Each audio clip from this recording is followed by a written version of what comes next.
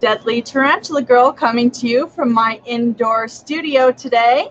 I am here with the famous Mark Mandic of Markus Jayne Ball Pythons out of Canada. And it looks like you're attending from a beautiful botanical garden today. Where are you, sir? I'm in Mexico because as a ball python breeder, I'm also filthy rich. So I just have other people do all my work for me. And I spend, the summers and winters, 365 days a year in Mexico because I'm that rich. No. That sounds like the way to Yeah, go. I wish. I wish.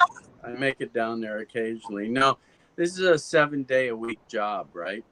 Yes. So this is my backyard, and my wife and I have kind of created this little magical oasis that we just step outside in the summertime because we are in Canada. In the wintertime, it doesn't look like this. But, for the few months that we have some great weather, we want to spend it outside. So we've created this, and it's a lot of fun. Do you want me to do a pan? Oh, I would love to see your Okay. whole. So this is in your backyard, I presume? Yeah. So that's screened in gazebo there. That's a Ooh, little love bed, uh, clam bed they call them, and there's a fire right there. wow. And if you pan over this way, there's more uh, stuff. Plant. Oh my goodness. Yeah. Yeah, so it's a lot of fun. The cooking area is right behind me, and right behind, in front of me, right here is a bar. But I'm not gonna, I don't have to show you that. You won't want to leave. I was just going to say, so other than being a world famous breeder, you're also known for being kind of a chef. I do like to cook. It's a great passion of mine. I get really excited about cooking great food. We've had people over this week. We got 30 people coming on Thursday, and Wow. that's for our other business. My wife's in the travel business, Okay. so we bring people here that we have traveled with, and that people that we are going to travel with, so they can meet like-minded people. But we do, some very exciting places. We just got back from Peru. We did the trek to Machu Picchu, and it was awesome. It was That absolutely sounds yeah. absolutely incredible. So, Mhm. what was the most memorable part of your trip, and do you recommend Peru? Okay, this was our second time to Peru, and it was kind of the trip that launched my wife's career because after we did the trek to Machu Picchu, the first time it was just the two of us and a guide because you have to have a guide with you. Uh huh. It was life changing for me. It really Wow. was. It's probably the most magical place I've ever been to. And, you know, it was interesting because a month ago or a month and a half ago, we took 18 people. There were 18 of us that went. Wow. And only 14 did the trek. There were four that just couldn't. They were older or they were hurting somehow. And we advised that it wouldn't be a good idea. But, you know, when we did it the first time and we walked up through the Sun Gate and looked down at Machu Picchu, it was just the most magical moment. And we kind of said to each other, people need to experience this. So, instead of doing the typical, you know, trips to, different countries or whatever, ours are more adventure, oriented. Like this year, we rode camels into the Sahara Desert and stayed into a big Bedouin tent, and it was, and we climbed to the highest sand dune in the Sahara and looked out. And you sometimes you got to ask yourself the question: how many people do this? How many people get to experience this? And these aren't expensive trips, but they're magical trips. And Wow. So yeah, it was life-changing, and she got into the travel business, and now she's one of the top people out there. So it's That's pretty cool. incredible. Very proud of her. So does she have a website or something where people can kind of see some of the different tours, or how often do you guys take trips like that? Well, we usually do 2 to 3 a year. I don't go on all of them Uh-huh. because it's not my business, Mhm. and I can't leave this place as much Of as course. I'd like to. But sometimes they're longer. So we do about two. She does about 2, 3, 4 a year. We're doing Egypt in the fall. We're doing Croatia next September, and she's doing the Galapagos Islands in the spring. Yeah, she's already been. To the Galapagos last year. Yeah. So Wow. some great stuff. I mean, we're just kind of launching our version of the company. It's going to be called youngathearttravel.ca, and because we attract an older clientele, but they're very young. Uh-huh. It's not. I mean, we had a 76-year-old do the trek to Machu Picchu. Wow. It was amazing. It was amazing. So, what would you say is the most probably dangerous place in any way, whether it's geographically or politically, the most dangerous place you guys have gone? We were in Turkey last year, and a lot of people say Turkey is dangerous. It was one of my favorite countries of all time. The people were incredible, friendly, warm, generous. I always say to people that if you want to be rich, you have to travel. Uh-huh. Because you experience so much, you experience different cultures, and you get to see cultures for what they really are, not what the news portrays a very Right. small segment of those cultures Mm-hmm. to be. And but never ever ever felt unsafe in Turkey. We've been to Morocco from one end to the other, Marrakesh, from Casablanca to Marrakesh, and again, just an incredible, culture. I mean, the history, when you think about the history, Yes. and I know we're not talking about snakes here, and I think people That's might okay. be, I mean, this is about you, not just okay. your business. And this all leads to the road of snakes. But, for example, if you look at Turkey is half in Europe and half in Asia. It's the only country that's both Asian and European. Huh. But if you look at, China and all east of Turkey, you've got your Asian countries. Mm-hmm. And then to the west, you've got your Western countries.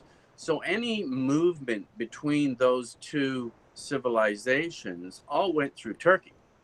Right.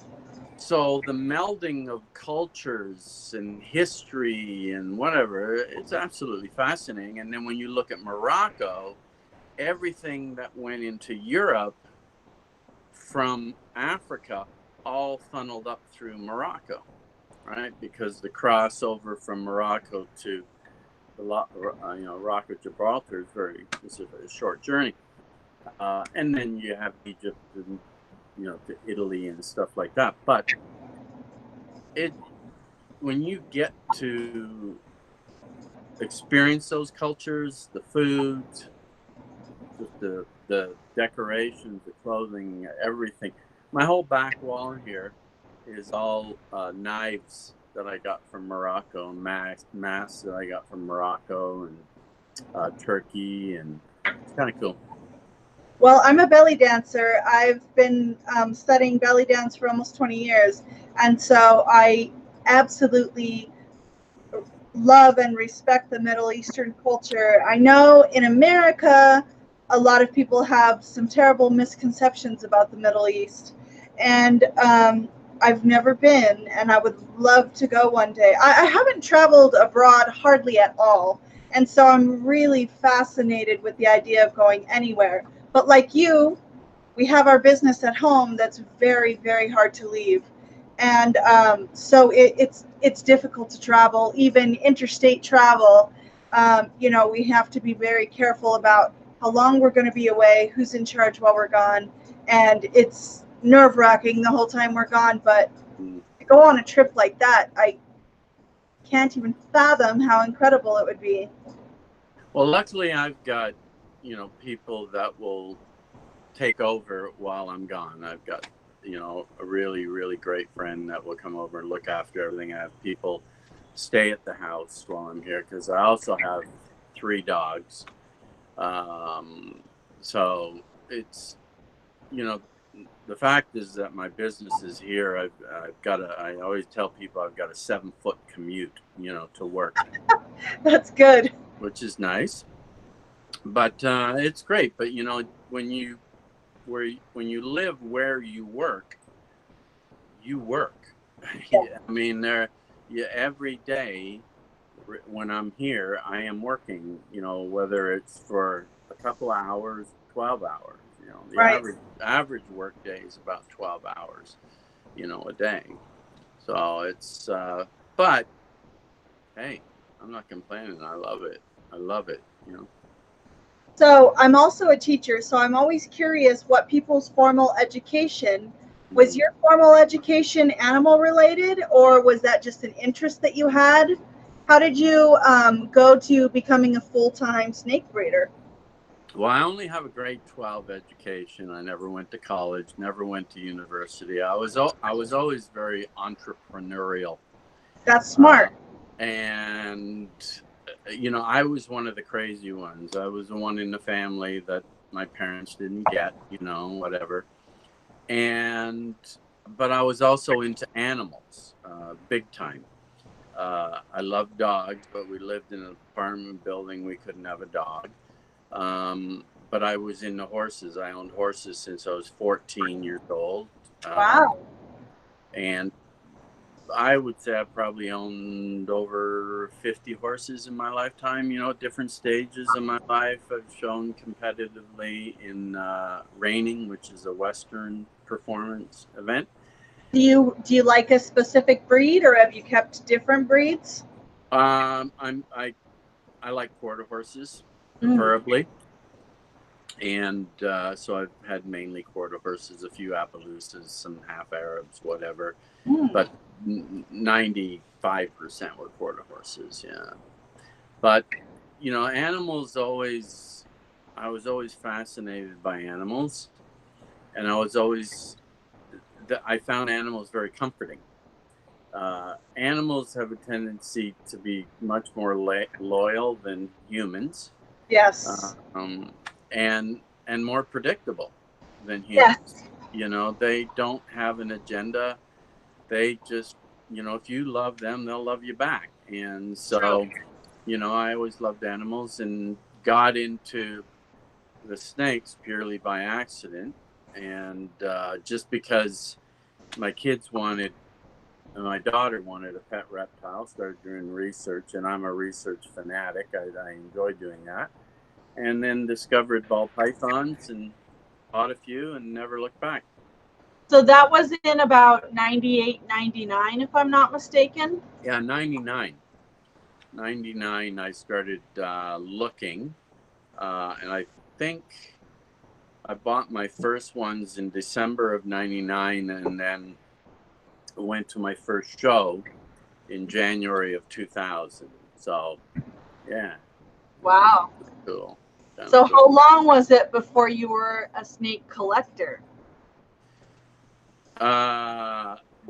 Very quickly, because I bought one, and then I ended up buying another one the next day from the same person because I was mesmerized by them, even though it was my daughter's. I just couldn't take my eyes. And it was a normal ball python, but just watching it crawl around, its tongue flicker. I've said this before in many interviews. Is they reminded me of little brontosaurus, the way they would kind of come up and they would just move around and look and whatever. And they had the kindest eyes. They do. And I absolutely fell in love with them. I at that point, I was in the TV business. I was a commercial producer at a local TV station. I had the production department. And I didn't really think of it as, oh, I'm going to get into this and make a big business out of it. But eventually it did, didn't take long for me to say, hey, I think this is a pretty good niche market here. And, went from there. So I know that you were born in Sydney. At what point did you move to Canada? So by the time you had children and were married, was that in Canada? Well, I moved from Sydney in when I was 5 years old in Okay. 1962. Okay. So I've lost my accent since then. And we moved to the Toronto area in 1962, and that's where I lived until I moved to Peterborough up here in 1986, I think it was, 86, Okay. 87, yeah. So I know that your wife's name is Jane. Yes. So I would presume that Yeah. that is where the name Markus Jayne Ball pythons came from. What are your wife's feelings about the business, and does she like reptiles? Yeah, she does. Now, she doesn't get that involved, other than, we'll talk about, I'll throw some ideas by her. She will, when I'm doing a show, she works with me at the show, helps me from beginning to end. So she's very supportive that way, and a huge, huge help. And yeah, the name came from, all my friends call me Marcus, even though my name is Mark, mosquitoes. And Jayne, Markus Jayne, and somebody said it's Mark, us, Jayne, so it's like us together. So you can take it many ways, but her business is called Jayne Markets. Oh, I love that. Yeah, she has a Pilates studio. This is before she got into travel, and she called it Jayne Marcus Studios because it has a nice kind of ring to it. It does. Yeah. Well, luckily you both have beautiful names, so that works. Yeah, it wouldn't have been good with Ralph Jayne or Walter. Walter. Bertha. Not that I have any problem with Bertha. the name Walter. It's a lovely name, but yes, you both have beautiful names, so that works. Thank you. So, do you have you thought about going back to Australia, or do you love Canada? I love Canada. It's funny because my brother's been back to Australia several times. I just don't have the desire because there's so many places in between. Mm-hmm. I like to go to Bali but there's so many places to go to that I would find more interesting. To me, Australia is just Canada in the southern hemisphere. They don't get the snow, but they get the heat, the extreme heat. We get the snow and the cold and the heat. And the people are very similar from what I've heard. And Sydney is just like Toronto from what I heard, so I'm not one of these people that like to go to other countries and go to big cities. We've never been to New York City, but you send me to a small town somewhere or, villages in the mountains or whatever, and I'm right at home. Yeah, I totally agree. I mean, unfortunately, the human race has been somewhat of a plague on this planet, and it's really unfortunate. I feel that, and I love people, and I consider myself a people person, but the human race has not treated our planet very kindly. And so I find areas that are less inhabited, or maybe which are inhabited by people that are more in tune with the world, tend to be more pleasant places to be.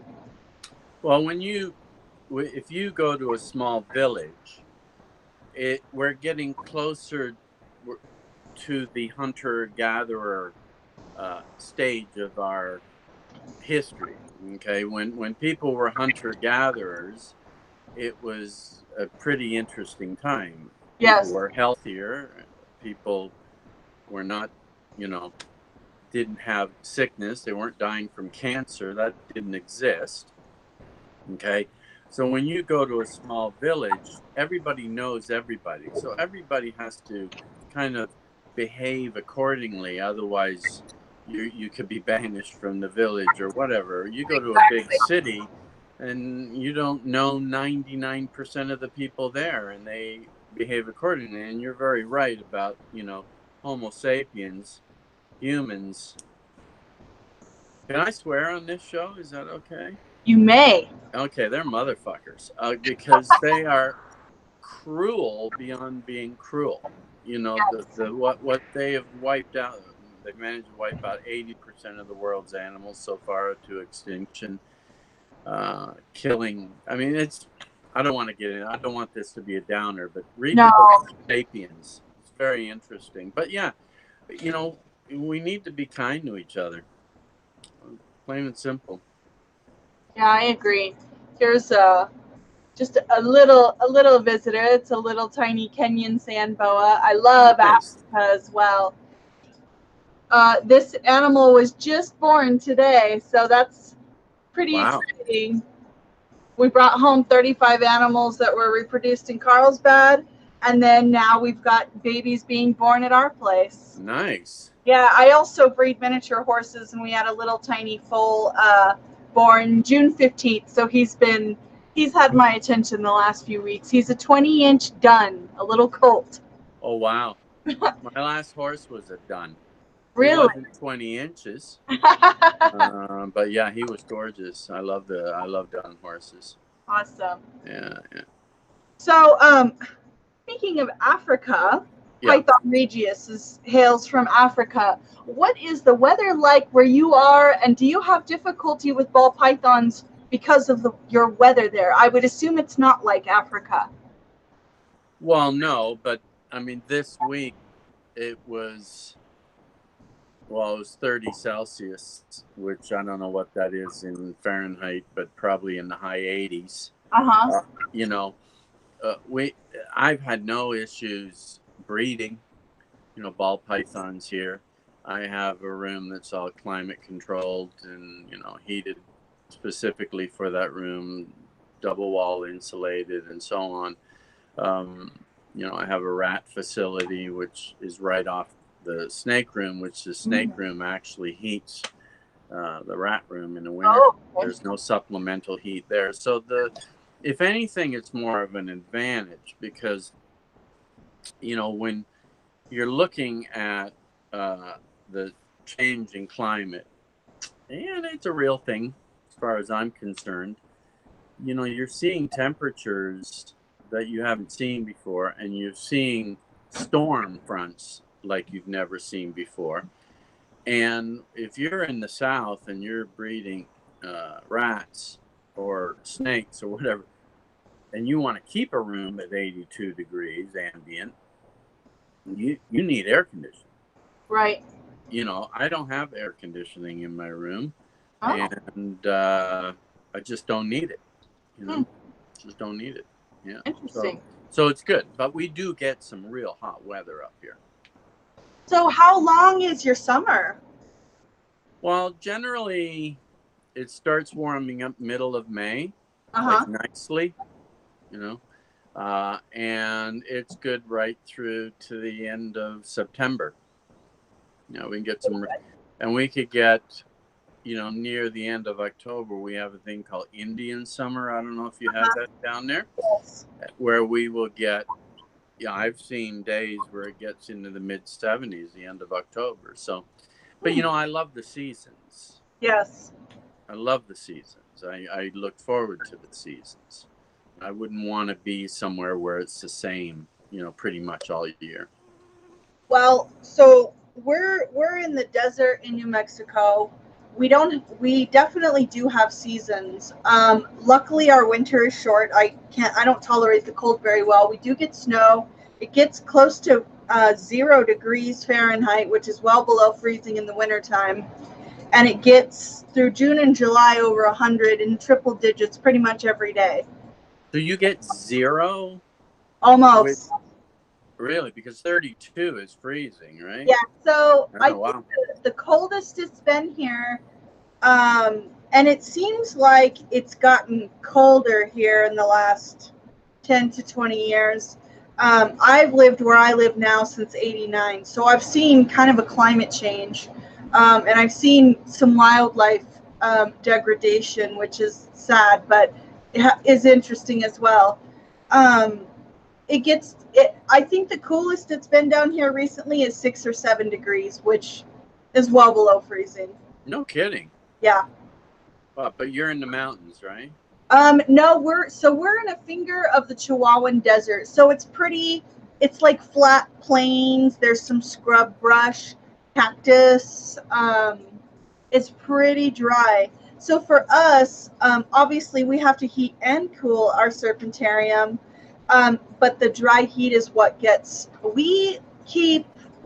I don't want to say everything, but I mean almost everything. We keep amphibians, we keep monitors, we keep snakes, we keep tortoises, we keep miniature horses, miniature pigs, micro pigs, dogs, just our pet dogs. We don't breed dogs. I mean, we keep from pretty much every continent, excluding Antarctica. And so, I mean, we have the gamut. But for ball pythons, for us, we need to create humidity. Our animals have trouble shedding. Other than that, and with eggs drying out and stuff like that, we do have trouble with tropical stuff. Other than that, we do pretty well with almost everything. But I mean, you just saw we're having Kenyan sand boas being born right now. So I was wondering if you dabble in other reptiles at all, or if you've only ever liked ball pythons, or if that's a choice. I dabbled in boas for a while and produced some really, really nice boas, and I ended up selling my whole collection of boas. And now I've been dabbling in hognose for the last 4 years, maybe. Oh. And been hatching out some nice stuff this year. But it's a lot. It's a lot of work. And hognose are definitely not ball pythons. Yeah. They're a lot of fun, but they're not. In order to raise hognose, you have to raise mice, and I find mice are difficult to breed as opposed to rats. I was wondering what rodents you breed. So you breed mice and rats. Yeah, probably 95% rats, 5% mice and soffers. Oh, okay. Steps. Yeah. But you have to. I mean, in order to survive, you can't count on somebody else doing it for you. Yeah, I agree. We breed our own rodents as well, which is a whole nother venture in itself. I just heard the door. I thought maybe somebody was bringing me a hognose. We just brought home some more hognose today, so yeah, that's exciting. Some Mexican hognose and some Western hognose. So yeah, I just have the Western hognose. Yeah, no Mexican. Yeah. Do you have normals or do you play with the morphs? I have the morphs. I have albinos, anacondas, Arctic. I really like the Arctic. Oh yeah. I just hatched out a super Arctic albinos. Wow. And they're pink. They're beautiful. They're a pink snake. I've got some snows and a few other things here and there, but yeah, they're pretty cool. Awesome. Yeah. So how many pythons are you keeping, and what's your ideal size collection? I know you work more on higher end, so I figured you probably have fewer animals than some breeders. I mean, in my main room, I probably have about 450. Okay. Those are my dogs. And so I've got, a bunch of breeding females, then I have my juveniles behind them coming up, and then I have a hatchling room. So my ideal situation would be to breed maybe 120 females a year. That would and I'm breeding more than that now. But I'd like to get down to that number so that every female that I breed produces a visual. You know, I'm done with the days of hets and stuff like that. I've got enough of those double hets or triple hets and stuff like that, or, you know, co-dominant with that are het for something. But, you know, I'd like to just get to the point where it's not a 60-hour-a-week work job, you know. Right. You know, that would be nice. Right. So what would you say is the best and the worst things about being a snake breeder? Well, the best things, that's easy. It's the only thing that I can think of that is constantly evolving. Oh, nice. One of the new hogs that we just. Nice. Very nice. What is that? That's It's a Russell's Viper hog. Okay. Wow. Yeah, they're a gorgeous animal. Yeah, they really are. The scalation of them is just, it's fantastic. Yeah, beautiful. I'm That's wondering. A big one. Big female? Let's see. Yeah, this one is a girl. So for all you at home, see this little one here. All right, I interrupted you. Yeah, so the best things. I had, my slogan from day one was always evolving. Oh, that's nice. Albino, orange albino, or is that a toffee belly? This one is an albino conda. Okay. Nice. Yeah, I don't have any snakes out here to show you. I should have brought some. I hatched out some really cool stuff this year. Ooh. So, yeah, that'll be nice. But yeah, I like the fact that it's never the same. It's always changing.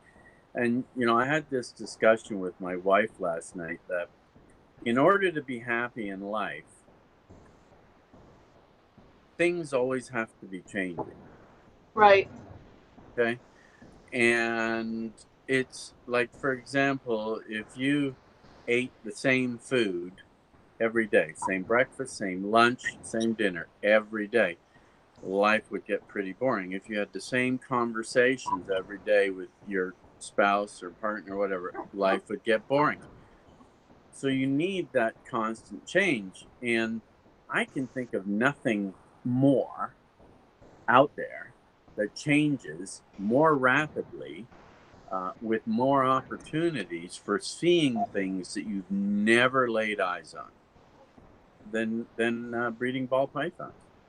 You know? Yeah, I definitely agree. I mean, I think that it's the most visually diverse single species of animal in the world. If it's not, it's definitely in the top because, I mean, there are thousands of morphs, and every day somebody is no kidding. up with something new and incredible. And to me, what is the most amazing of all is even if it's something that doesn't totally blow your socks off, you know, a new morph that somebody's made, it might make one. And that's what's exciting. Oh, absolutely. Yeah. I mean, I've got lots of, you know, snakes in my collection that you look at them and you go, what? You know, but it's what they can make for sure. Yeah. So speaking of new morphs, tell us about the Super Banana Inchy Piebald. Yeah, that's pretty cool. Well, it is what it is. Super Inchy Banana Piebald. I mean, it's I like the super bananas in certain combinations. Some of them that I have are just mind blowing. I have to show them in my next episode of Snakes and Snacks While Stoned. And no, I won't be stoned. But yeah, there's some crazy stuff. And you know, here's the thing: when I got into it way back in the day, which was in 1999, there was not that much that was mind-blowing. Right. Right? There just wasn't. You know, there weren't really any combination genes at that point. You know, everybody was trying to produce albinos and pieds if they were lucky enough to get a hold of pieds. And then there were spiders and pinstripes and, you know, caramel albinos were big. Yeah. You know, but you know, I remember going and seeing a hypo Mojave at Daytona and thinking, oh my God, mind is blown, you know. And but if you look now at some of the stuff that Justin is producing and some of the stuff that Oz is producing, oh yeah, I don't think back in 2004, 2005, which was really the heyday, right, as far as money, when people were selling animals for $25,000 all day long, right, certain genes.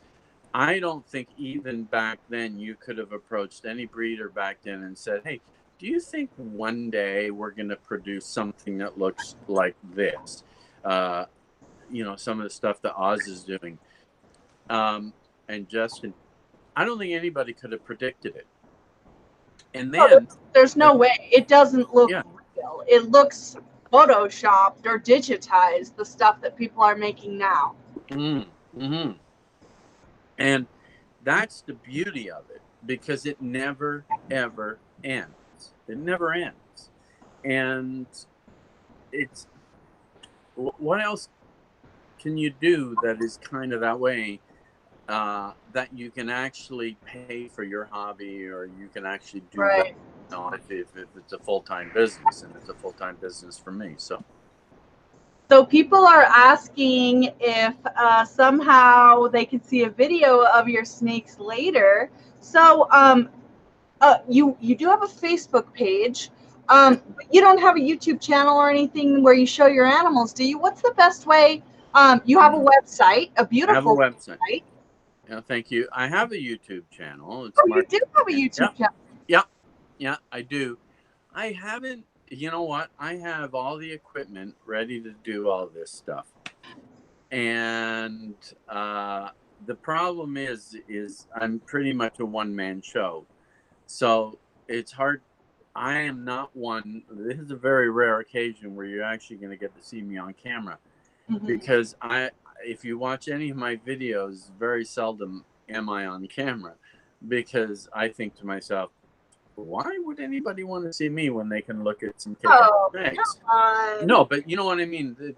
There's too much in the world right now where it's all about, you know, people holding their cameras and me, look at me. No, I want to look at your snakes. I don't, you know, show me something that is incredible, and you, but you know what I'm saying?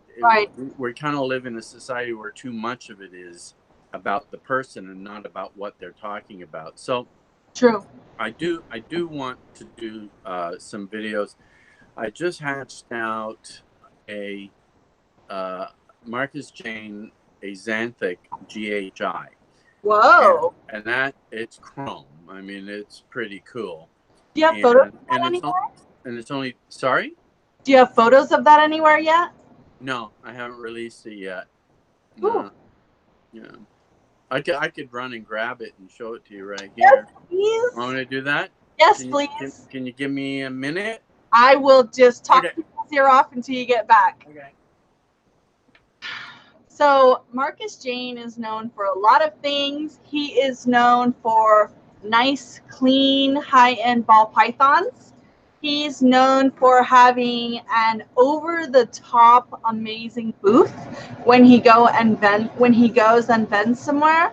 I know that he doesn't do a huge show circuit because it is a crazy operation to go and do. I know there's a show in Canada that he does about once a year. I don't know whether or not he comes to the U.S. to any shows. I wonder if he'll go to the Tinley show this fall, the NARBC. I don't know. We'll have to talk to him about that. But I know he is just, his reputation for beautiful top-notch ball pythons is incredible. And there are not a ton of large ball python breeders and distributors in Canada. And so he really stands out because there are a lot of people in the UK and in America, but not as many in Canada. And so, yeah, he's kind of one of a kind. The fact that he got into ball pythons at the turn of the century, around 2000, really gave him a leg up on some of the companies that are, you know, only 5 to 10 years old at this point. And so he really has a strong footing in the industry. I'm going to give a quick shout out to some of the people who are here in the chat. Diego, Matt, the Mexican, Brandon, Russell, Robert, Super Chef. He was the one that asked for the video of the snakes. Gotta love carpet pythons is here. Yeah, you guys are just chatting it up over here, and it sounds like he's back. Let's take a look. I am back. Okay, so I grabbed a few. Awesome. Quickly. Nothing too mind-blowing. Now, I've got some nice normals here. Yeah.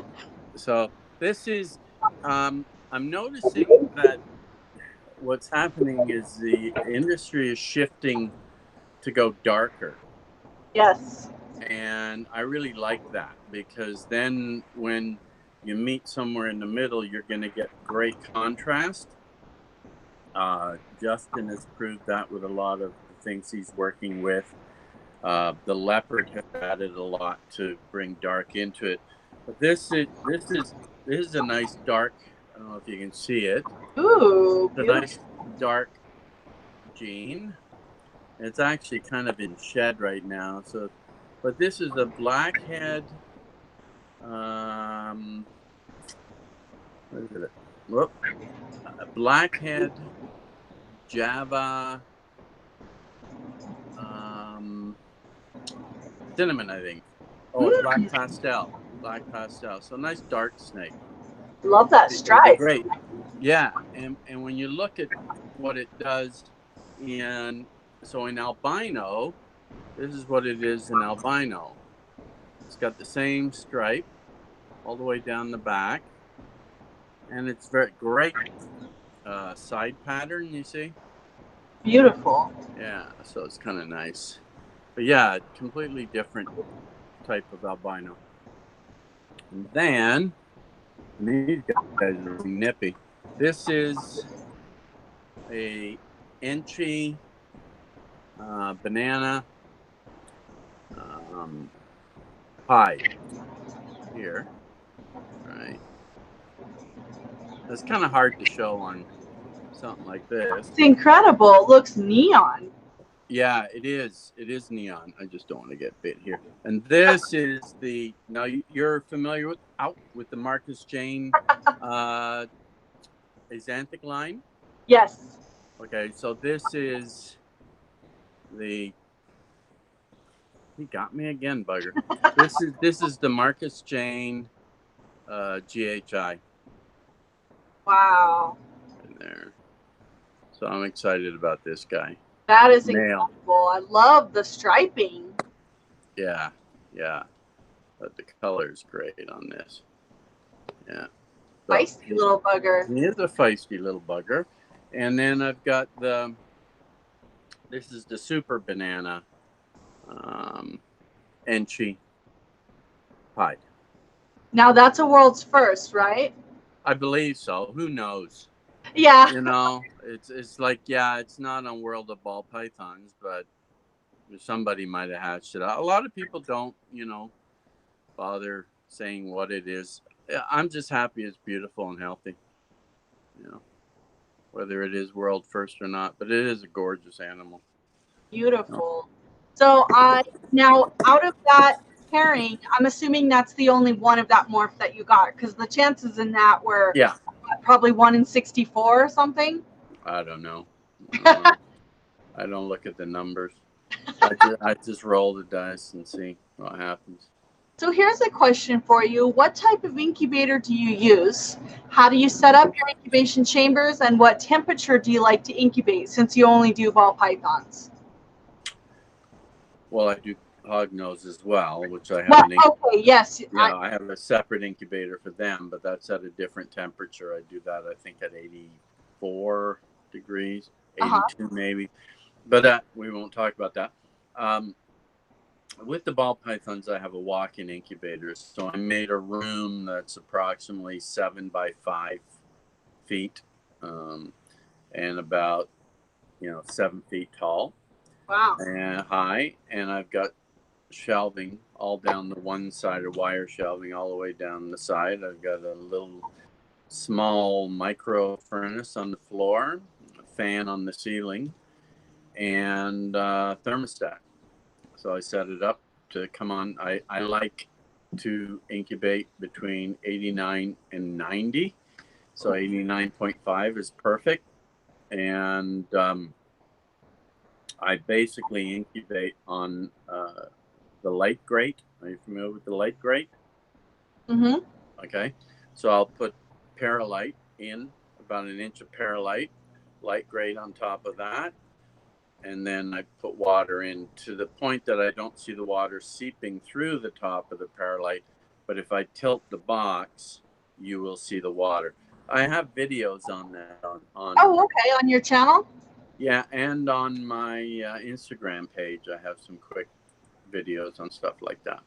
Okay. And then, so I put them in there. They generally pip at day 54 because I don't like cutting eggs. Uh-huh. Against it. Not because I think it's irresponsible to do. I think it just another aspect of impatience. And in order to be successful at this, you have to be patient. The other thing is, the health of the animal is paramount. And if you're slicing eggs open at day 42, you can't tell me that you're not doing something that is unhealthy for the animal and invasive. It's just not necessary.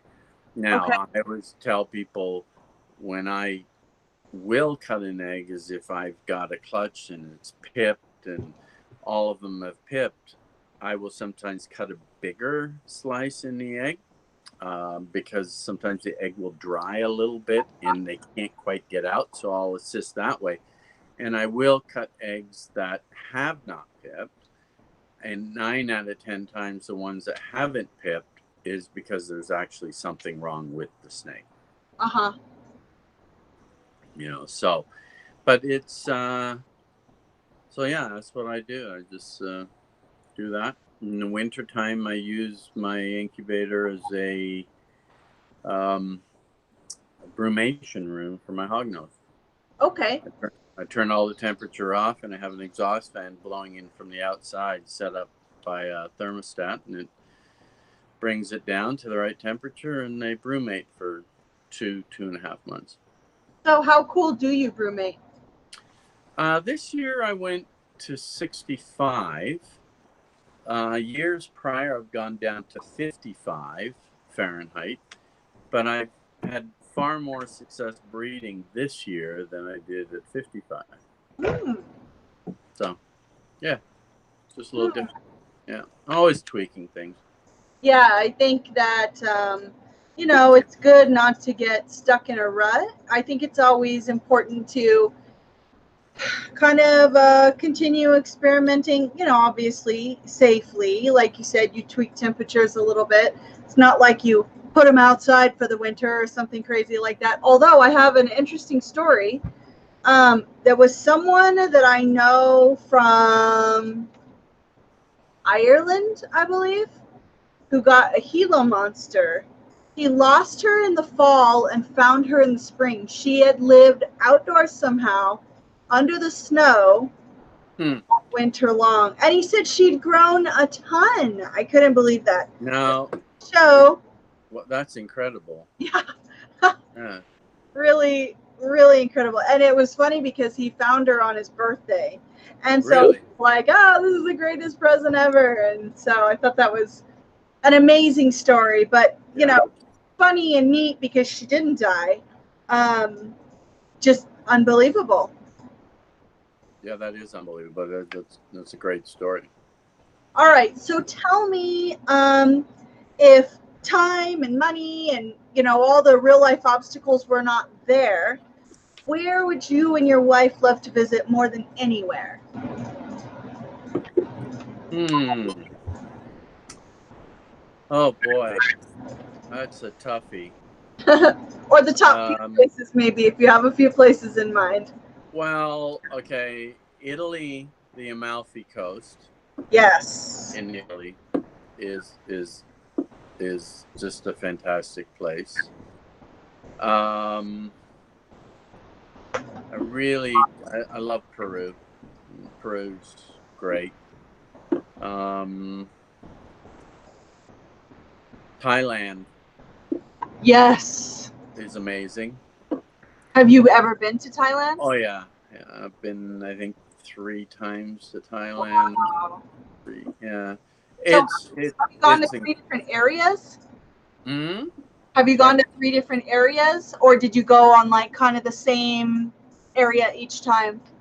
No, we did.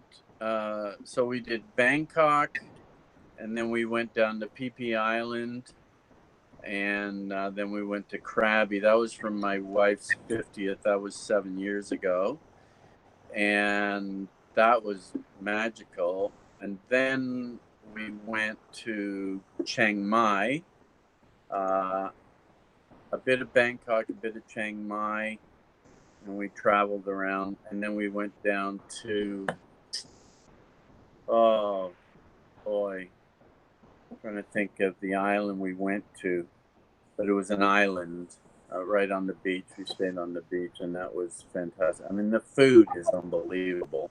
The And water in Thailand is incredible. yeah, the water is nice, but it's not as. I mean, what happens is you see areas that are like, for example, where they filmed the movie The Beach. Uh-huh. That's phenomenal. Okay, and that's full of tourists. I mean, it's just boat after boat after boat. It's kind of. I even heard that they shut the beach down because there were too many tourists. It was Oh, hurting things, wow. and it's very small. Uh-huh. But the best beaches in the world by far that I've ever been to were in Cuba. Really? Yeah, yeah, Interesting. yeah. Tell me about your travels there. Well, we traveled a lot to Cuba when we first got married, and it was incredible, mainly because of the beaches.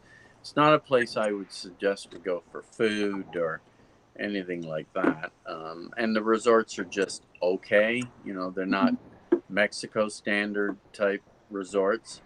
But we would go to a small resort and we'd walk an hour down the beach and we'd be in paradise.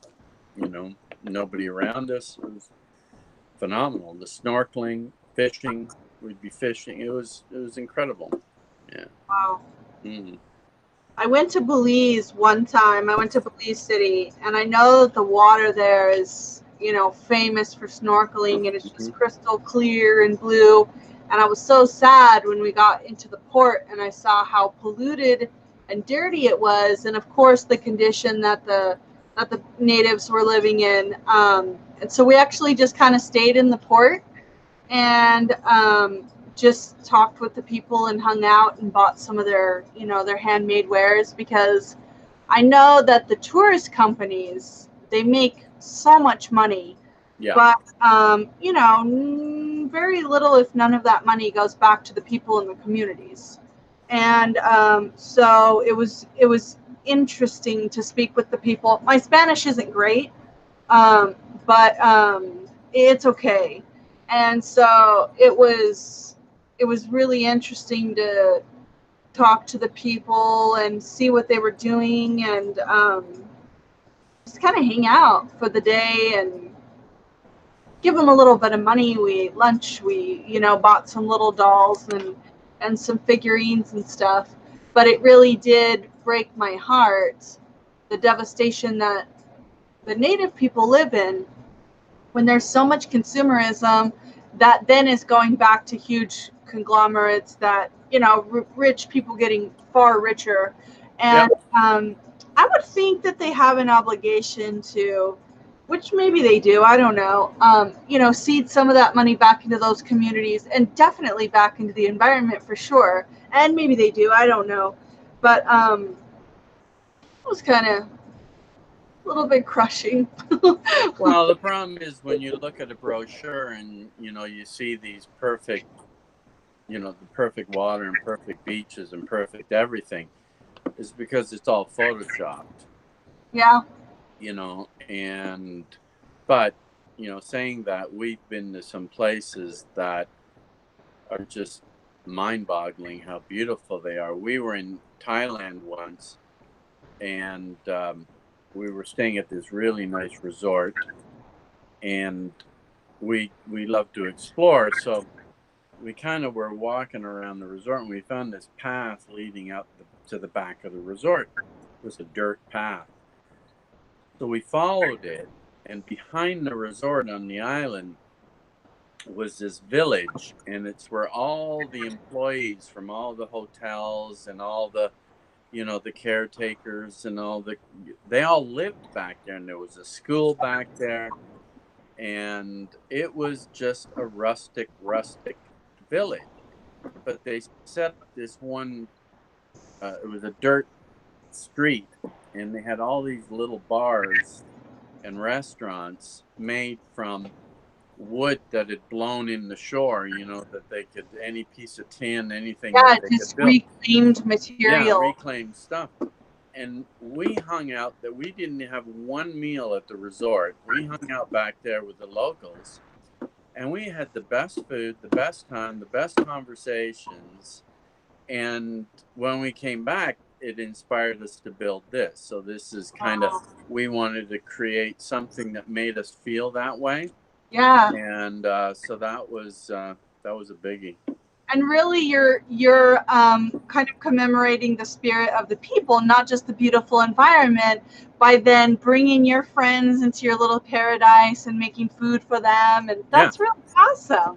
Yeah, and we try, you know, whenever we go to different countries, like we were in Cambodia, and Cambodia is magical. But if you're familiar with Cambodia's history, they had a dictatorship there that basically they murdered 1/3 of their population. Yes. So there's some very, very poor people. So we always, if we go on a tour or something, like just Jane and I, we generally hire a guide. They'll take us around and educate us about the city and see things. But then one day we'll go to a local market and we'll buy a bunch of school supplies, and we'll find a very poor village. We'll say, where can we go where there's some kids? Whoop. And I don't know why I did that. There we go. And we will take like bags and bags. And why is it tilting? I'm on here. I'm on a what is it, a DJI, and it keep, I know what's happened. It's not turning on because it's not plugged in for some reason. So I'm going to have to hold this for the rest of the interview. That's all right. So if it jiggles, it's not because I'm in California.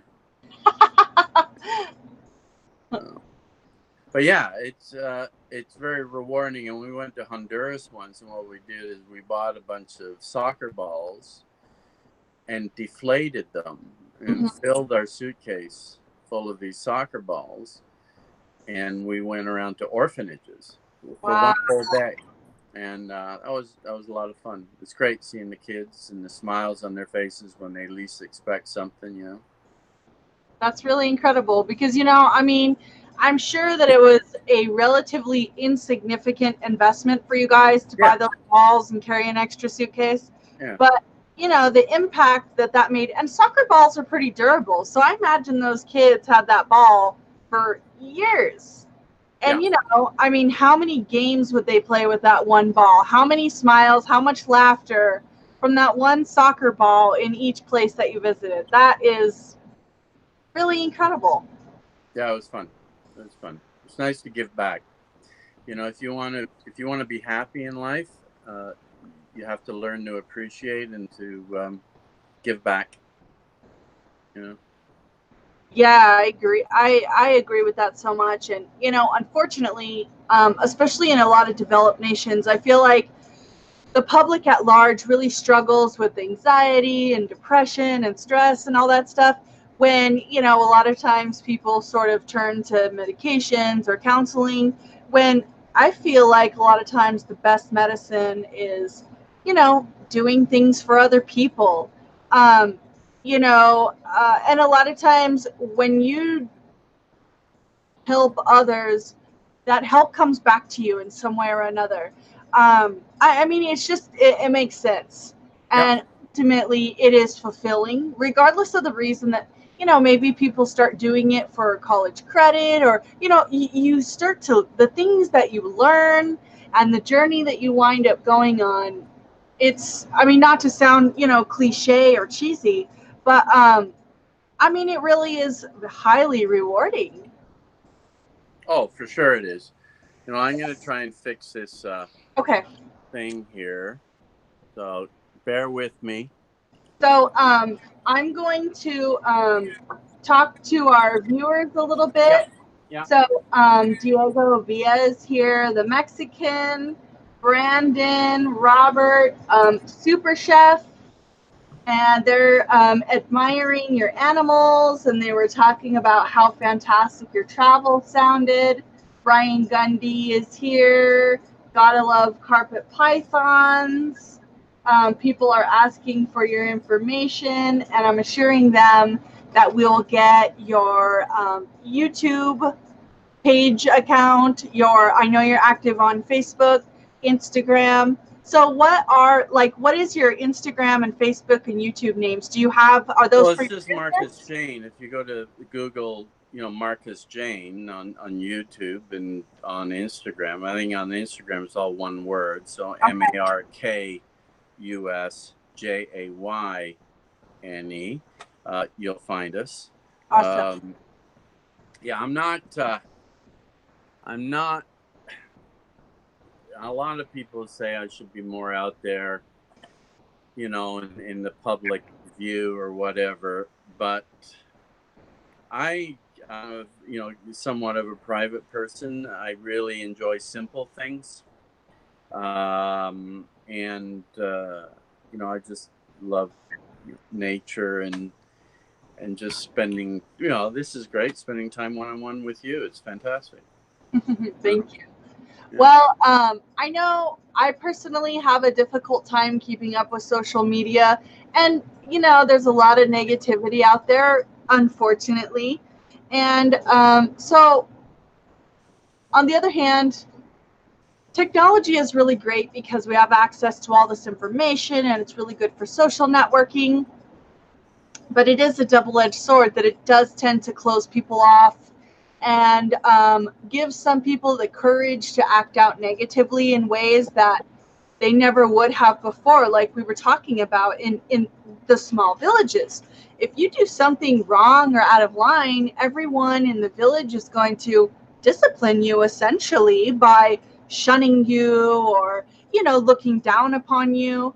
And in large cities, people don't have that type of accountability.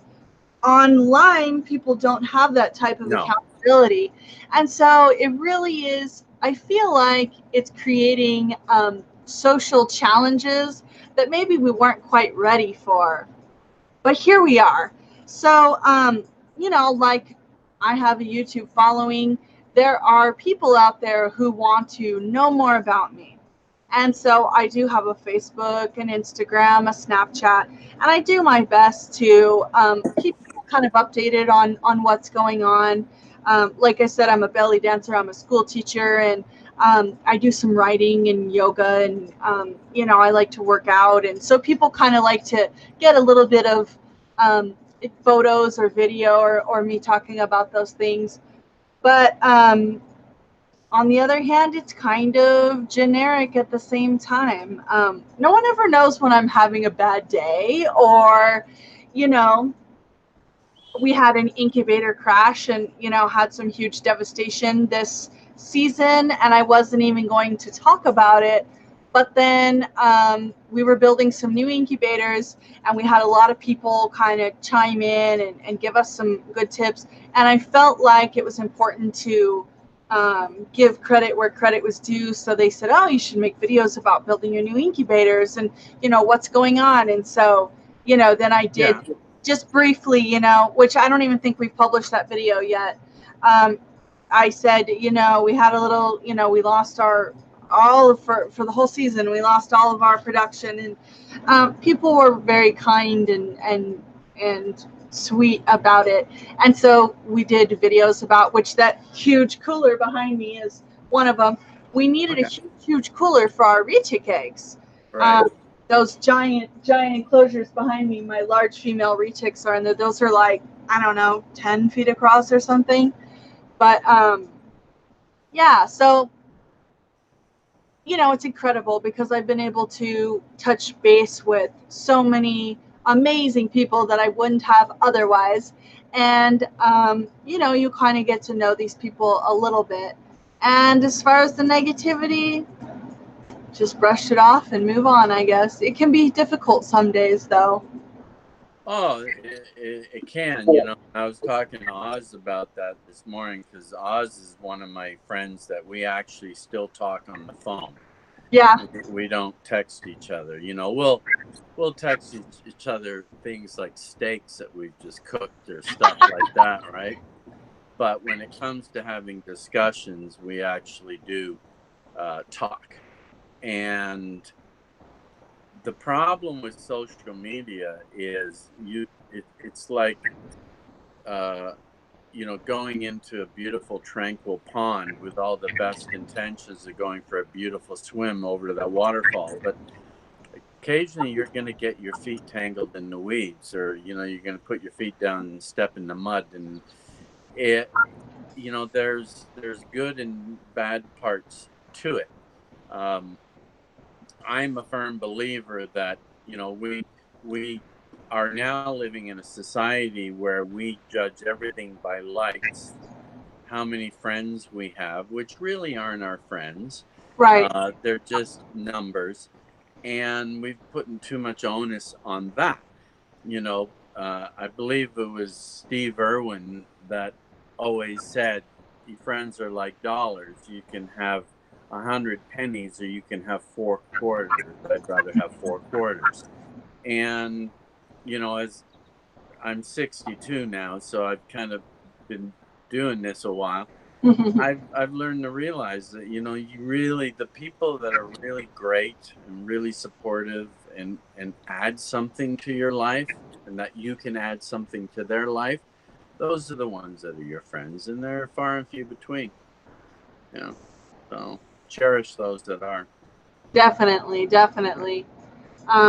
Yeah, there are still a lot of great people out there, and so I am thankful that we do live in an era where we can connect with those people.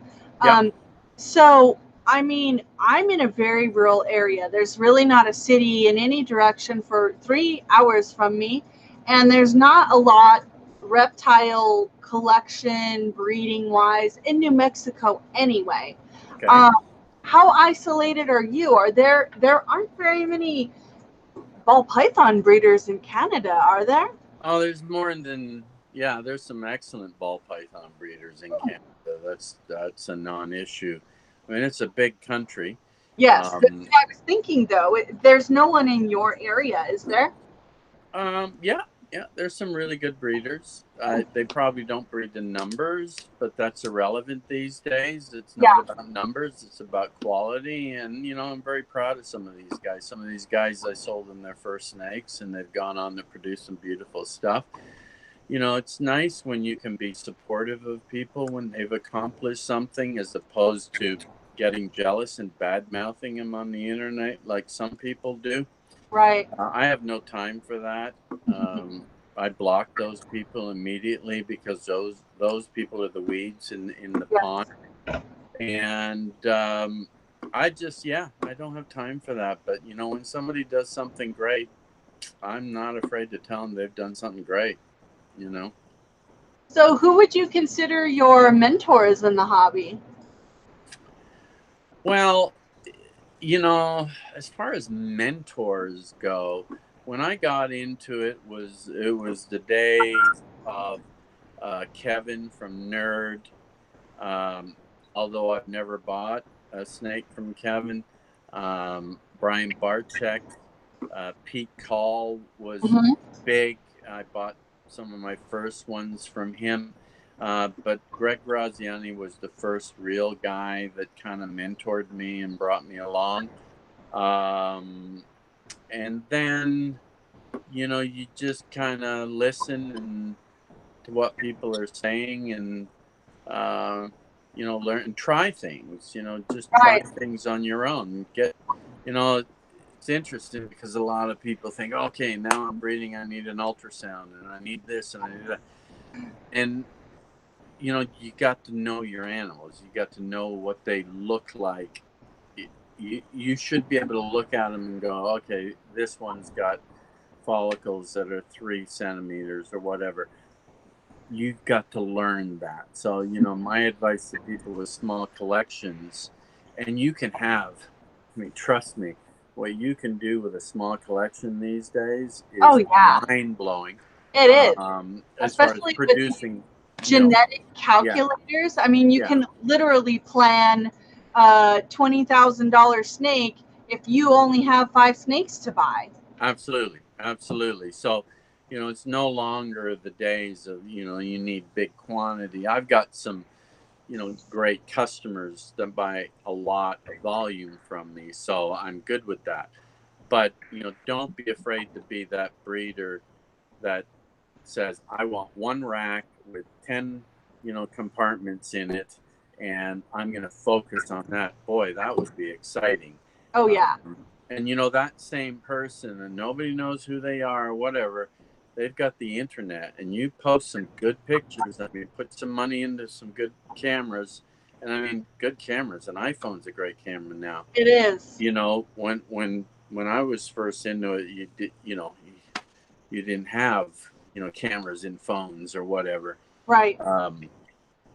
But, you know, now it's so easy, but, you know, learn the art. Always take what you're doing and say, how can I do this the absolute best that it can be done? Okay. It's like cooking a steak or, you know, whatever. Don't waste your time on mediocre. Just look at it and say, how can I make this the best? And it doesn't require you to go out and buy $20,000 snakes or $10,000 snakes or $5,000 snakes.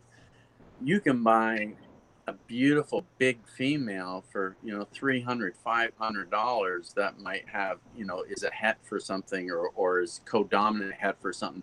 And buy Right. a nice powerhouse male and go to town because Mm-hmm. you post pictures.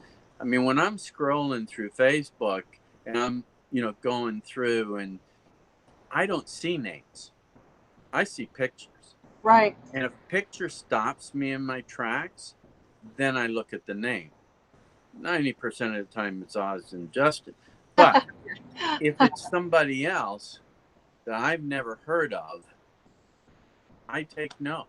Mm-hmm. You know, there's a guy over, I think in Europe, his name is Marco Morphy, and he posts some amazing stuff, and I'd like to buy something from him.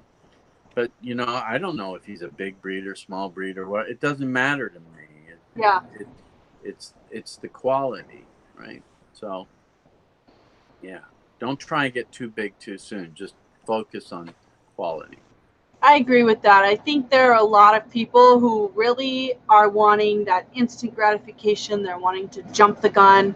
They want to talk to a few people, buy a male and a female high dollar snakes, and then they ask someone, how do I breed these snakes? You know, they want to buy adults, and, you know, I mean, there's nothing wrong with that. But on the other hand, first of all, I find a joy and a beauty in raising the animals, getting to know the animals, and if you've never kept reptiles before, I feel like it's in the best interest of the animals to spend time with them, learn about them, read about them.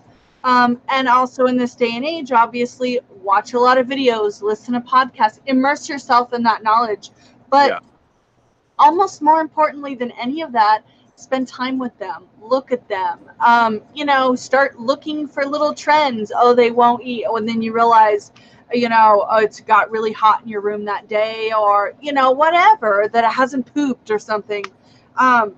And I feel like people are, first of all, missing out on part of the experience. Yeah. And also, too, just, I don't know, I just feel like it takes some of the joy and beauty out of the experience to immediately be a snake breeder. But also, too, that you'll probably be more successful ultimately if you maybe buy a few younger snakes and grow them up, spend time with them, and really learn about them, learn about their rhythms, learn about their feeding habits. And each animal is unique, too. Yeah. This morning we were an hour and a half away talking to a herd vet in Carlsbad, New Mexico. And it's really interesting because he'll ask us things about experiences that we've had because we've raised animals he hasn't dealt with. And even though we're not PhDs, he knows that we sometimes have knowledge that he may not have. On the other hand, of course, we like to pick his brain. Hey, so, when you first have these babies, how do you get them, started? Because they're frog eaters. And, like he gives us some really cool ideas and we share information. And so we just spent like 3 or 4 hours at his place this morning. And we got up at like 6 o'clock so we could drive across the state and hang out with him before, my appointment with you. And it's just really amazing. I mean, obviously, I've been doing this since the early to mid 90s. And I'm not a big breeder. I don't consider myself a big breeder by any means. Right.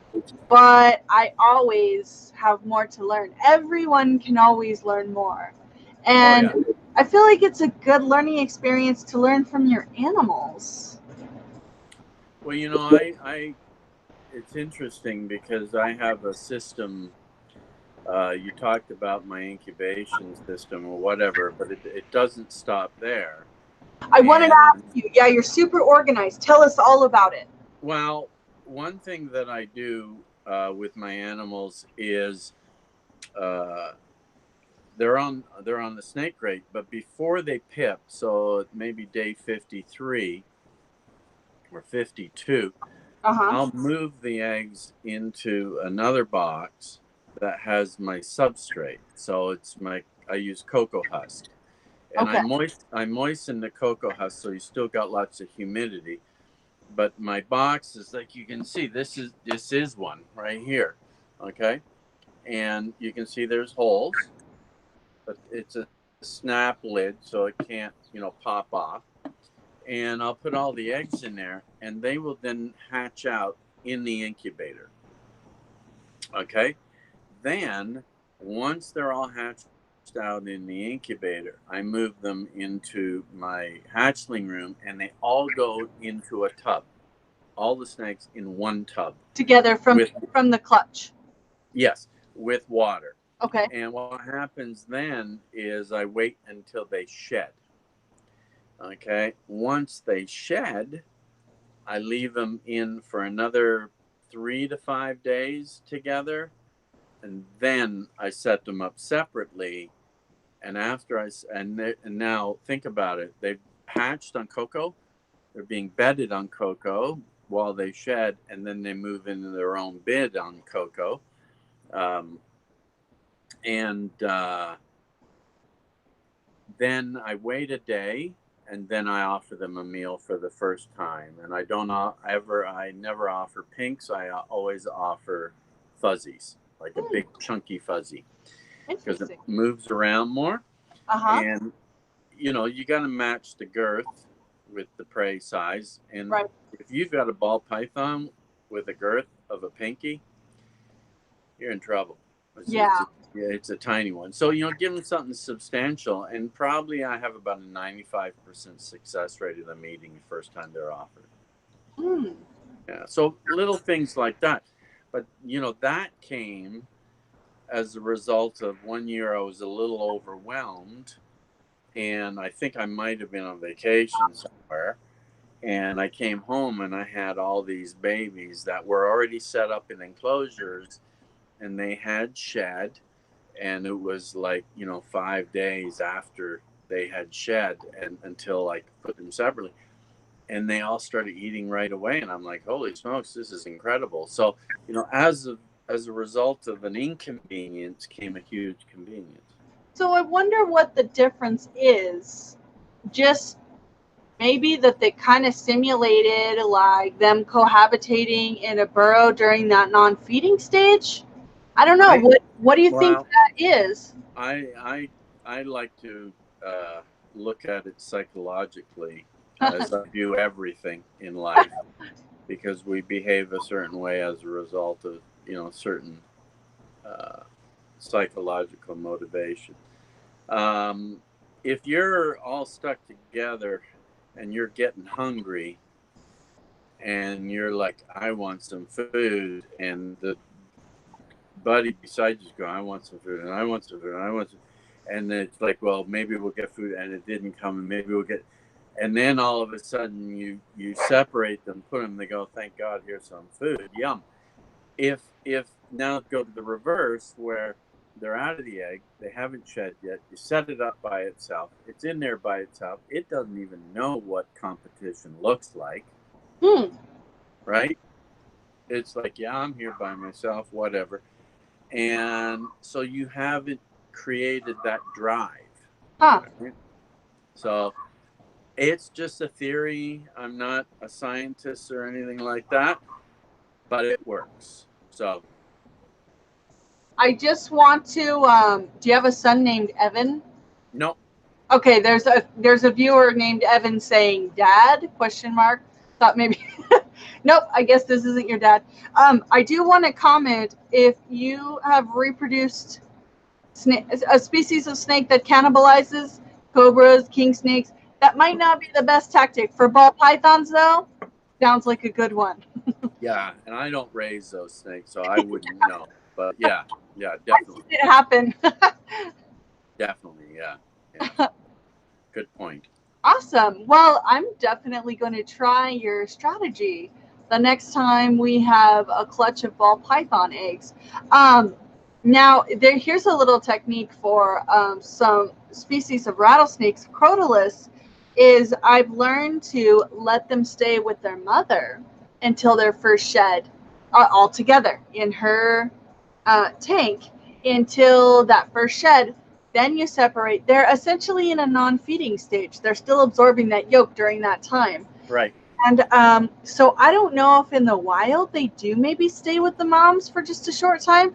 I've not read documentation of that, but we had a lot of baby crotalus who were, and you don't really want to force feed a baby venomous snake if you don't have to. No, I wouldn't. That wouldn't be something on my list. And so I've seen one person getting bitten doing that. Just got a little fang in the side of the finger, and it wasn't good. And so, yeah, that's interesting. I hadn't really considered necessarily trying that with ball pythons. So I know that some people, a few, allow the mothers to incubate their own eggs. What do you think about that? Well, I don't have a problem with that as long as they regulate the temperature and the humidity. If they're providing the right amount of humidity, all the power to you. I mean, that's what they do. The problem with that is if you're going to do that, and I've not done it, so I'm just speculating. You've got a female that's going to be on eggs for at least 2 months. Mm-hmm. And it's not going to be eating. And how does it affect it as far as afterwards? Does it bounce back? I'd be interested to hear from anybody that might be watching it. If they shared their experience, do they bounce back to the point that they can be bred the following year. It's not necessary to breed them the following year. I give a lot of females a year off. I will, I'll breed and then they're off. So I don't want it to sound like, well, boy, it's important so we can make money. You know, Right. I'm more interested in the well-being of the animal. And their longevity too. You don't want to wear them out.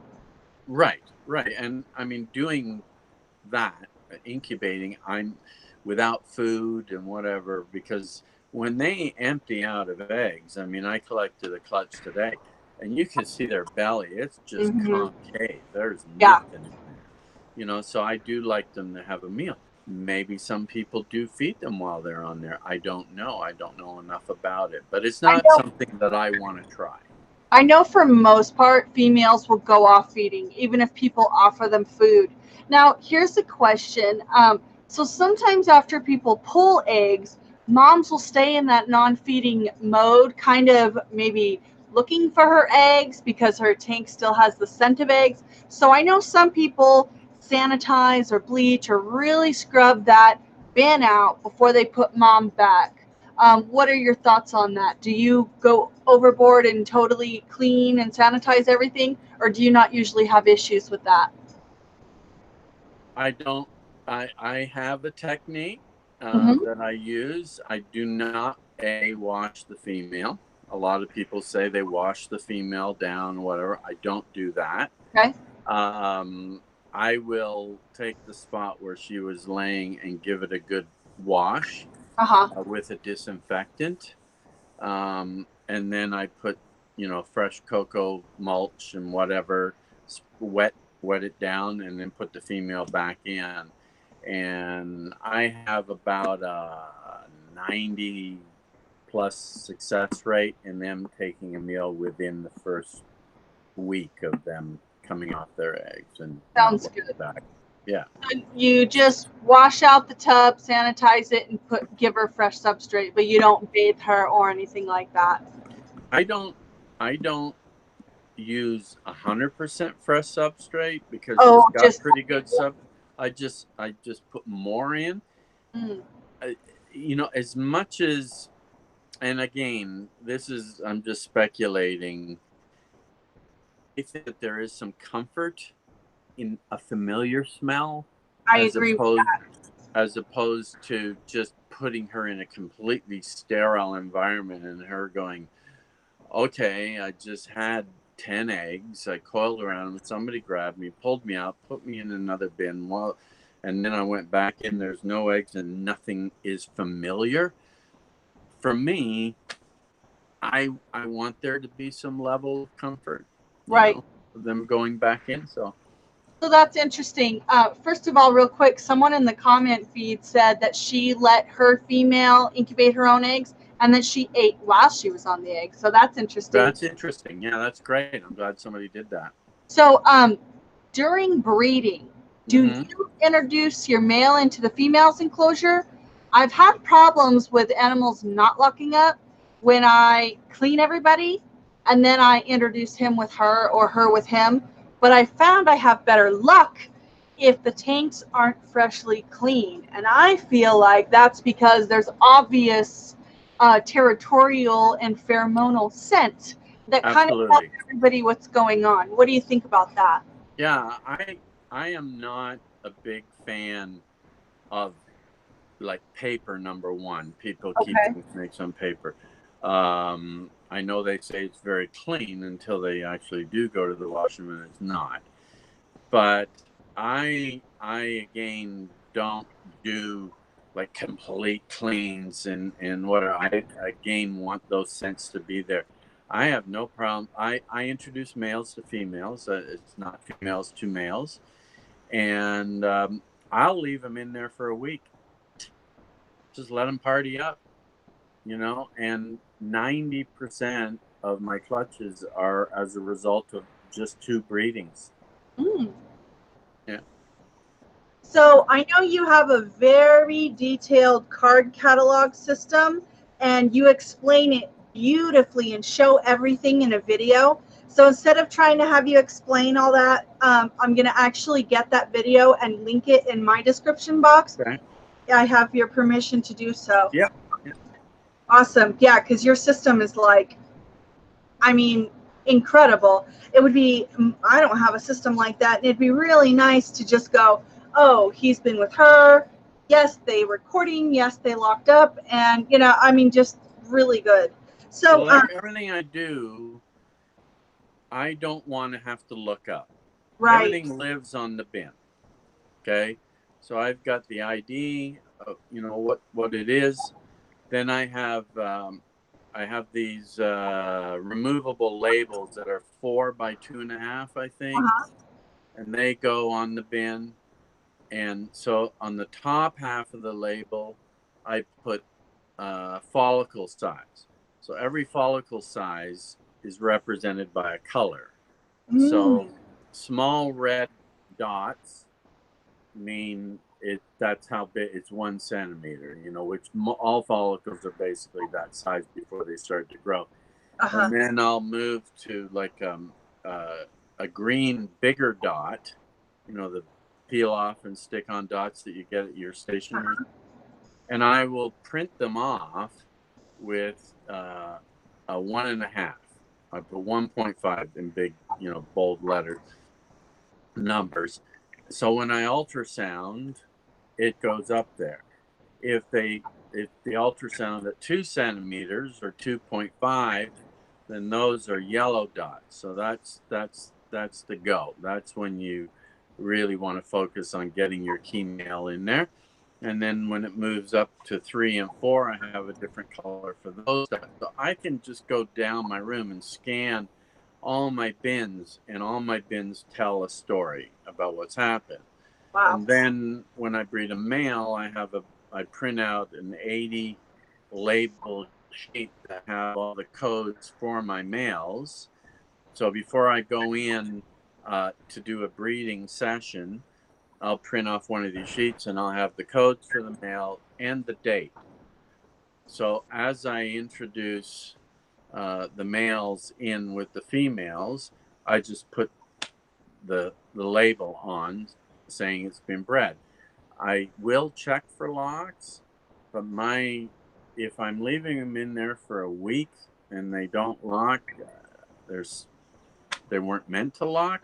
Okay. So, but I will go around and I'll check for locks, and then and every male has a tag that goes with the male to the bin, and it starts on the left side of the bin, and then once it is locked, I move it to the right side of the bin, so I can again say I don't need to check, I don't need to disturb their their love session there. And whereas the ones that haven't, I can check on those and see if they have. So yeah. So along those lines, here's an interesting question for you.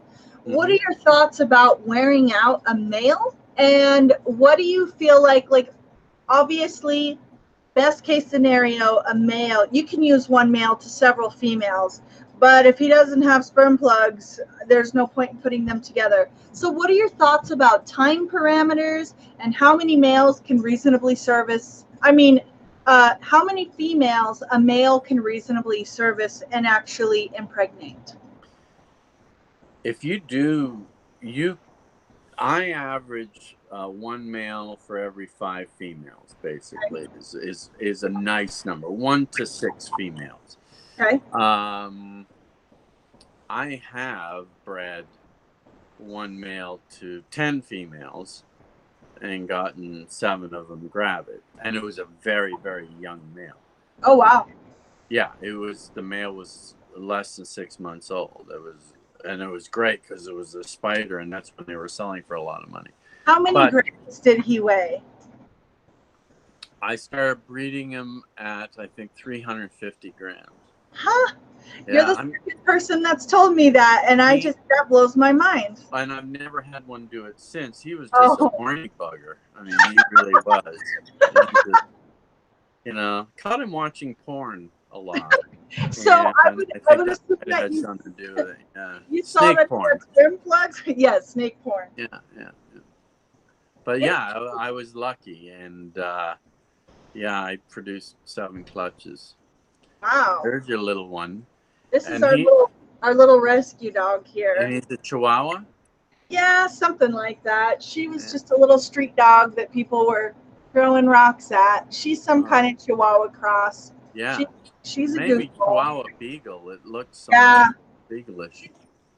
Yeah. Yes, I I like. love dogs. I've got 3 beautiful dogs. She's got some funny shepherd color almost. Yeah, that's why I'm thinking beagle. Yeah, Yeah. she's a goofball. Yeah. You've got some beautiful shepherds. Yeah, I've got long coat German Shepherds. They're kind of new for us, and Oh, really? we had stock coat before, but both of them died last year, Oh, and which was tragic. It was devastating because there are they. I mean, they because I work from home. They're with me all the time, yep, and they sleep with us in the bedroom, and like they're their family. yeah. And then my wife wanted to get a long coat, and I really wasn't familiar with the long coat German Shepherds. And then I kind of got turned on to them, and I ended up buying one down in the States, and I've since imported 2 from Europe. So Wow. yeah, they're nice. So it looks like you guys show dogs. Yeah, they're all show bred, like they're West German show lines, and not the working lines or the show lines. Uh-huh. And now our male, we've had him fixed. He's just a pet, but he's stunningly gorgeous. And but he had some things about him that he wouldn't have done well in the show ring, like his tail curls up too much and his one ear's a little loose. But he's the best dog. But our one female I imported from the Netherlands, she just went to the Ontario Championships and she won the title. So it's kind of cool. Oh, First show, congratulations. first thing you know, is a pretty proud papa. Yeah.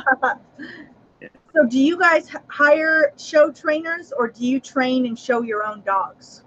I don't. I Now you've disappeared up here. Is that all right? Can you still see me? I can see you. Can you? Oh yeah, you're back now. You're back. Um, here's my one. Let's see if I can. Zena, come here. Come here. Come here. I don't know if you can see her. Yeah, Right. she's beautiful. Yeah. How old is she? She's 14 months. Wow. Yeah. And already a champion. Already a champion. Yep. Yeah. Yeah. She was great. Oh, I have a handler that I hired to show the dogs, and you just hire them per class. Uh-huh. And then it's funny because when I was at the show, there was a girl there, and she was kind of hanging off to the side and whatever, and she said something to the point that, "I can't believe you're here," and I went, "Why wouldn't I be here?" She says, "Because you're the ball python guy, and nobody knows it, right?" And she has a couple of ball pythons, and she's the sweetest girl, and she's incredibly talented. She has this amazing ability to be able to converse with dogs. So I've hired her to train my dogs, because the next level is I want to get an obedience title Uh-huh. on my dog, and then from there I want to get a protection title. So yeah. Oh, That'll be fun. interesting. Yeah. Wow. Where we're at. Well, you're an amazingly accomplished man. Well, I suppose, I like to do what I do. I love doing what I do. So it's when you're passionate about something, you can't help but be good at it, I guess. Well, with hard work and dedication, amazing things can occur. Oh, absolutely. Yeah. I mean, the harder I work, the luckier I get, I guess. That's awesome. Yeah. Yeah, I believe for the most part that we make our own luck. Yeah, we do. And what I always say to people, it's really important to recognize opportunities.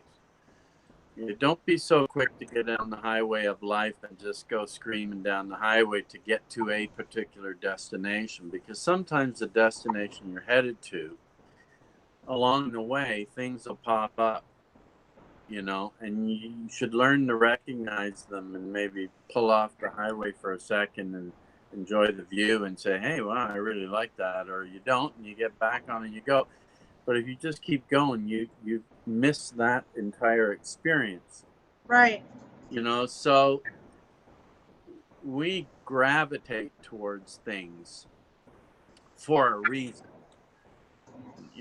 and when you gravitate towards something, whether it's a hobby or a business or a person, there's a reason. And really enjoy it. I agree. So I have one more question for you. Yeah. People are saying right now that ball pythons are on a downward trend and the market's crashing and dying, but yet there are plenty of intelligent, hardworking people who are making a very respectable living off of ball pythons. So what do you say to the idea or the notion that ball pythons are going to be obsolete, or that the market is crashing, that it would be a bad business move to move toward ball pythons? What do you think about that? Oh, I think that's a bunch of horse shit. Thank God for those people. Go for it. Because if everybody had the right attitude, everybody would be successful. And the fact is, not everybody is successful. Right. The problem is people will, stand in the valley and look at the mountaintop and go, I want to go to the mountaintop, right? But in order to get there, you've got to go through all kinds of, valleys and cross creeks and through forests and through swamps and through jagged rocks and whatever. Trample through a lot of thorns. Yeah, and you learn shit by doing that, right? You learn more from your failures than you do your successes. But you've got to go through that. I can tell you, in January of the year 2000, I walked into a snake show and I walked up to a booth and I said, all right, you got any ball pythons? And they went, why the hell would you want ball pythons? That market is dead. Word for word, the bubble has burst, my friend. Bubble has burst. So I said, all right, thanks for your time. Went to the next booth. Same response. Why do you? This was year 2000. Look how far we've come since then. I can tell you that in 2040, if we haven't all killed ourselves, it will blow your mind what we're doing out there. And the good part about people getting into it now is you don't have to be as big as what we were back then, because we were raising hets. I mean, I bought a het caramel for $5,500 US, a het male, right? Right now, you can't get $10 for that snake as a normal. Right. But it was part of the journey, so I'm not a negative person or a naysayer. I believe that, it's like music. How many new songs can be written? Yet they're written every day. Right. Right. New words, new combinations of words, whatever. But it's, new ways to cook things or whatever. Just kind of have fun with it and enjoy the journey, but don't go into it saying, I'm going to do this so I can make a lot of money. I don't have a problem with people making money. I have a problem with people that think you shouldn't make money from doing things that you love to do. Right. But if you do all right, and I can assure you that, I'm not a wealthy man, but I'm really rich in here, in heart. I feel there isn't a day I wake up that I don't feel appreciative of what I've accomplished and what I'm doing. And you love your job and you love your life and you have freedom. And I mean, those types, the things that you get from that lifestyle is, you know, I mean, I think it improves your health and your well-being overall. I mean, you and your wife have the freedom of working together a lot of times. I mean, that's just, I mean, that's invaluable right there. You can't put a number on that. Granted, No. you work hard every day. It's, I mean, you're living the dream. Yeah, absolutely. I'm very happy doing it. Awesome. Well, I want to thank you so much for your time. I know I told you around an hour and it's been 2. Oh, really? Wow. You're too fascinating. I don't want to let you go. Well, let's do this again one day. Yeah, I would love to. Yep. And now that we've gotten to know each other a little bit, let's keep in touch. Right. I just find you so fascinating, and I have so much respect for you and gratitude toward what you're doing. Well, thank you. That's nice of you to say. And you do a great job at what you do as well. So Thank you so much. Keep it up. Yeah. Well, this has been a blast. Brian Gundy is on here making sure he says hi, Mark, and other people are saying hello and that they like the show. So thank you to everybody who was on the live today. And of course, it will be here available now forever for anybody who wants to watch it after. All right. So I want to thank everyone who was here today, and definitely thank you to you of Markus Jayne Ball Pythons. Well, thank you. Thanks again. Have a wonderful night, everyone, and we'll see you soon. All right.